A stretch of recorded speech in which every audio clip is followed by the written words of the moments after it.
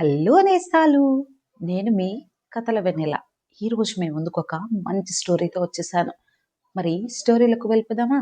Road మీద ఒక చోట మహేష్, సుమలత అనే దంపతులు డిగ్రీ చదువుతున్న తమ కూతురు అన్వితతో కలిసి 99 రూపాయలకి చికెన్ బిర్యానీ అమ్ముతూ ఉంటారు. చాలా రుచిగా ఉందని చాలా మంది తింటూ ఉంటారు. కార్తీక్ కూడా ప్రతిరోజు అక్కడికి వచ్చి ఆ బిర్యానీ తింటూ అన్వితని ప్రేమించేవాడు. ఆ విషయం అన్వితకి అర్థమైంది. ఓ రోజున ఇద్దరు ఒక చోట కలుసుకున్నారు. అన్విత, నెల రోజుల నుంచి మిమ్మల్ని గమనిస్తున్నాను. ప్రతిరోజు 99 రూపాయల బిర్యానీ తినడానికి వస్తున్నాను.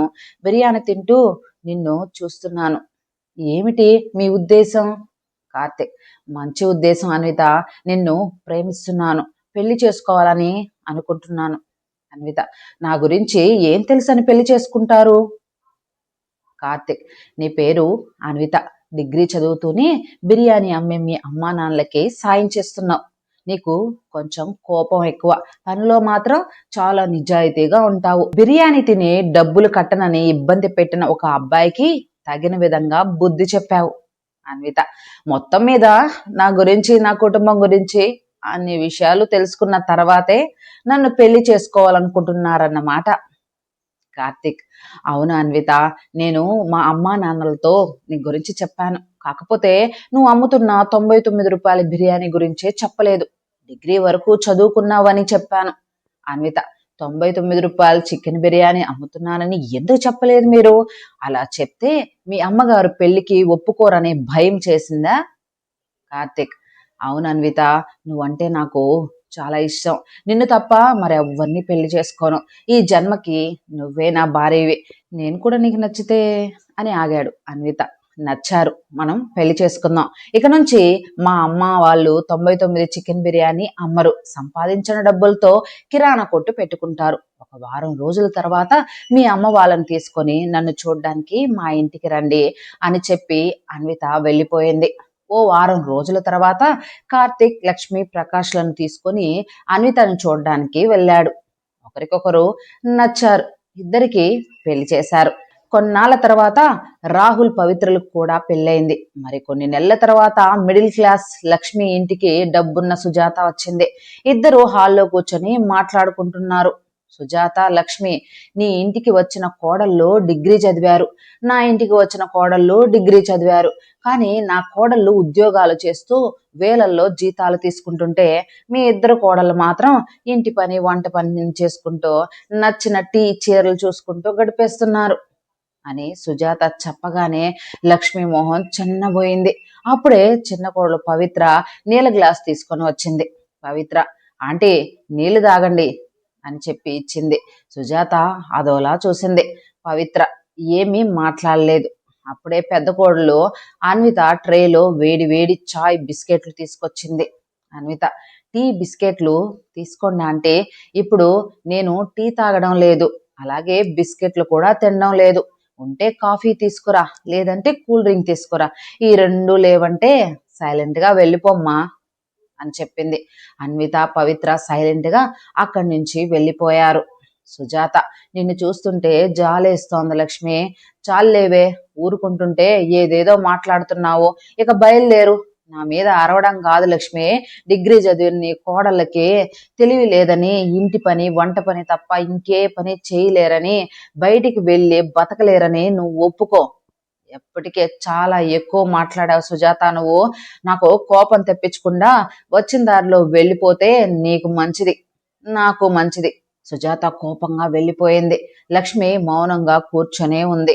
అన్విత, పవిత్ర కిచెన్ లోకి వచ్చారు. అన్విత, విన్నావక్క, ఆ సుజాత తన ఇద్దరు కోడల గురించి ఎంత గొప్పగా చెప్తోందో. మామూలు కోడళ్ళు కాదు లక్ష్మి, డిగ్రీ చదివిన కోడళ్ళు, ఉద్యోగాలు చేస్తూ వేలు సంపాదిస్తున్న కోడళ్ళు. మనం మర్యాద ఇవ్వాలి చెల్లి.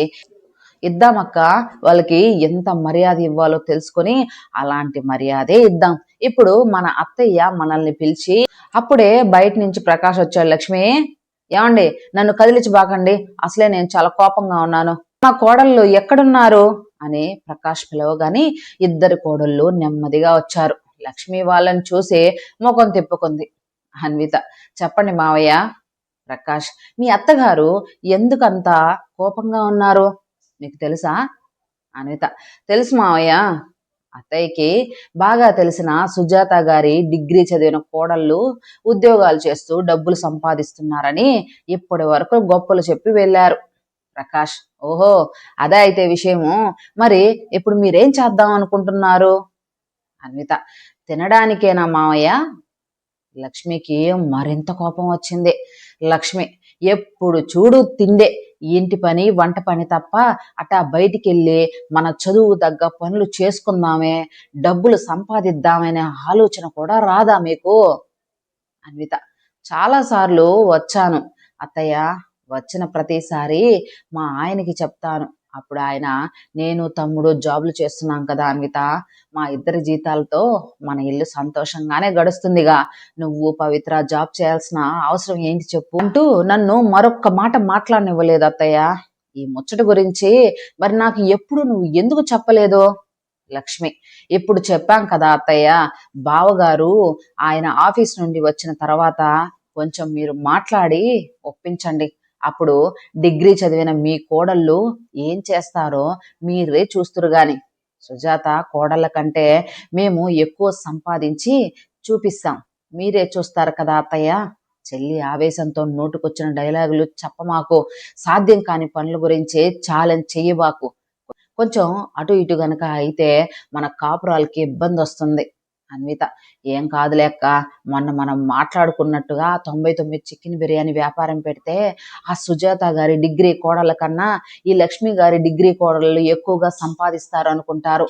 మన అత్తయ్య ఆ సుజాత వాళ్ళ ఇంటికి వెళ్ళి మన గురించి గొప్పగా చెప్తుంది. లక్ష్మి, ప్రకాష్ తోడి కోడళ్ళ వైపు చూశారు. అన్విత, అత్తయ్య, మీ చూపులకి అర్థం ఏంటో నేను అర్థం చేసుకున్నాను. ముందు మీరు మీ అబ్బాయిని ఒప్పించండి.